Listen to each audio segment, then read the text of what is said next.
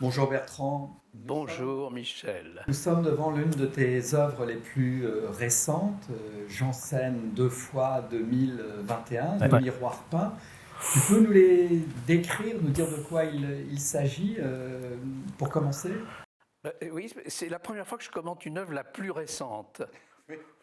Parce que je dirais que je viens de la faire. Ce diptyque s'appelle Janssen deux fois. La clé de Janssen, c'est qu'en fait, c'est le décorateur, bien connu dans les années 70, 80, etc., qui a conçu ces deux miroirs. Et donc, qui a choisi la proportion, la qualité du miroir, le fait qu'il soit en deux parties qui correspondent à des critères très classiques. Et donc, d'emblée, ces miroirs étaient déjà signés Janssen. Et donc, j'ai peint ces deux miroirs sur place d'ailleurs. Alors, quand tu dis tu les as peints, tu peux nous en dire un peu plus?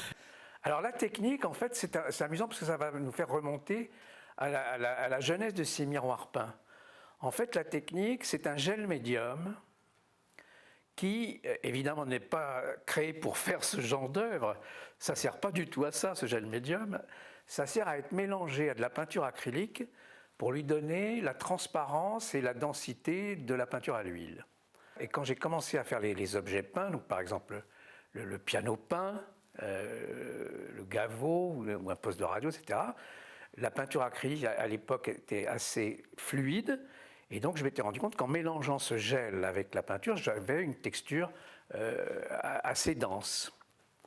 Et c'est souvent en faisant ou une erreur, ou une étourderie, ou une maladresse, qu'on découvre des choses qu'on ne cherchait pas. Alors, ma pomme de Newton, en fait, c'est ce gel médium.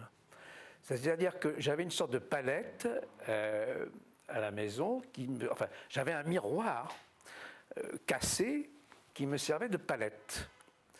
Et un soir, j'ai dû laisser ce gel médium non mélangé sur le miroir, et je me suis aperçu que le lendemain matin, c'était transparent.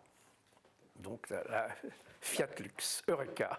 Tu nous as donné deux informations importantes. La première, c'est que les miroirs peints, c'est un ensemble d'œuvres que tu commences, si je ne me trompe pas, en 83. Oui, ça. Et Janssen deux fois vient s'inscrire dans cet ensemble d'œuvres. Tu avais l'année précédente déjà eu l'occasion d'utiliser du verre comme support de ce médium à la Documenta, c'est ça? Absolument. Là, à la Documenta en 82, j'avais peint les fenêtres du Friderizianum, enfin, deux fenêtres du Friderizianum, il y en a 180, donc j'en ai peint deux, ce qui était déjà pour moi un travail gigantesque. Ça va t'amuser parce qu'on demandait, pour la double page attribuée aux artistes, une photo et un texte critique. Et donc j'avais pris comme texte critique la notice technique de Liquitex qui décrivait les bienfaits de ce produit sans jamais savoir que ça servirait à ça. Et donc le texte critique était signé Liquitex avec leur logo, etc. Je m'étais déjà amusé avec ça. Les miroirs peints forment un ensemble à l'intérieur de ce que tu appelles un chantier Oui. beaucoup plus vaste qui est celui des objets peints que Ouais. tu commences un peu avant, en 1980. La première fois qu'on les voit, c'est à New York, à la Clock Tower, dans une exposition qui s'appelait, je crois, Une idée en l'air. Et c'était une exposition de groupe. Et j'ai montré, effectivement, pour la première fois, les objets peints. Et donc, il y avait un extincteur, on y reviendra d'ailleurs, il y avait un extincteur peint, il y avait 5 ou 6 objets, et il y avait un poste de radio. Et le poste de radio était pour moi le premier objet peint que j'ai réalisé pour bien montrer que si on entendait de la musique qui était émise de ce poste de radio peint, sous la peinture, on devait bien imaginer qu'il y avait un vrai poste de radio. Parce qu'il fallait se démarquer de toute une esthétique pop, justement, qui allait de Oldenburg à Jasper Jones.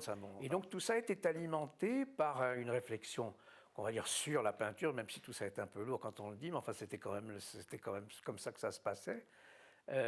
Préalablement, j'avais fait faire des paysages j'avais demandé à des artistes de peindre la moitié droite de la photographie sur la photographie, il peignait le paysage et il continuait la suite sur le mur. Donc il y avait déjà tous les ingrédients pour peindre sur quelque chose qui représentait la réalité. Et donc la bascule a été assez facile.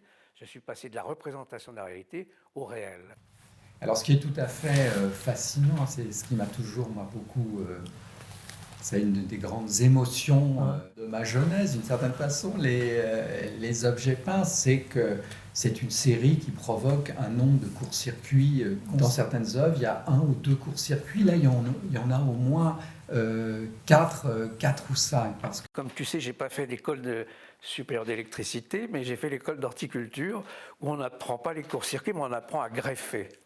Et au fond, c'est du même ordre. Il y a des greffes qui provoquent des courts-circuits visuels, au fond. Quand tu greffes une plante avec une autre, ça donne naissance à un troisième type. C'est vraiment, il y a des rencontres du 3e type en horticulture qui sont assez étonnantes. Et donc je pense que ça, sans le savoir, ça m'a énormément marqué. C'est très drôle que tu fasses ainsi revenir à la peinture figurative de façon complètement inattendue. Je suis revenu à la peinture figurative sans qu'on s'en aperçoive. Peinture figurative, mais aussi peinture abstraite. On le voit de façon exemplaire avec ces miroirs peints. C'est que jamais de la peinture figurative n'avait donné autant à voir la peinture en elle-même. Parce que tu l'appelles la touche Van Gogh. Alors, en fait, je me suis intéressé à 2 clichés au fond de la touche en peinture. La peinture moderne, au fond, serait assez symbolisée par cette touche Van Gogh. La peinture s'exprime elle-même. Voilà. Et puis, il y a une autre manière que, je dirais, Lichtenstein a très bien mis en valeur, qui est en bon français le brush stroke, le coup de pinceau. Et ce coup de pinceau extrêmement libre est aussi un cliché du geste de peintre plus contemporain, je dirais. Mais on voit bien que, je sais pas, sur les tableaux de Warhol, le brush stroke est omniprésent. Dans des tableaux de Polke, on voit, enfin, etc. Donc c'est devenu une sorte de cliché. Et donc je me suis aussi approprié ce geste qui est devenu aussi une chose un peu fondamentale. Et sur les miroirs qui sont derrière nous, là c'est effectivement cette touche extrêmement libre qui vient recouvrir en partie ces miroirs. Et compte tenu de la nature du support, au propre et au figuré, la peinture d'une certaine façon se réfléchit, bien auto-réflexive, puisqu'elle se donne en spectacle peut-être mieux que sur la surface d'un réfrigérateur ou d'un extincteur. Là, elle est comme éclairée par derrière d'une certaine façon. Le second court-circuit qui m'intéressait beaucoup, c'est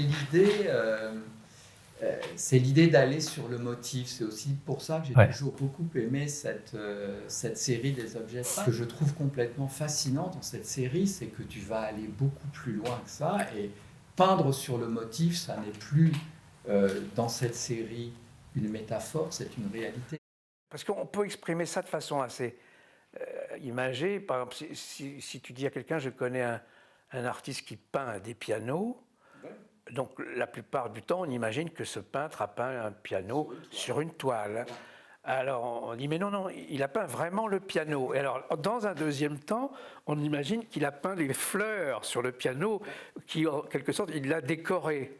Et tu dis, non, pas du tout, il a peint en noir le piano noir, etc. Et donc là, même au niveau du langage, le court-circuit s'entend.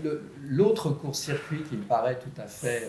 intéressant, on le mesure ici, on le mesure dans tous les objets peints, c'est qu'on est face à la fois à une image et à un objet.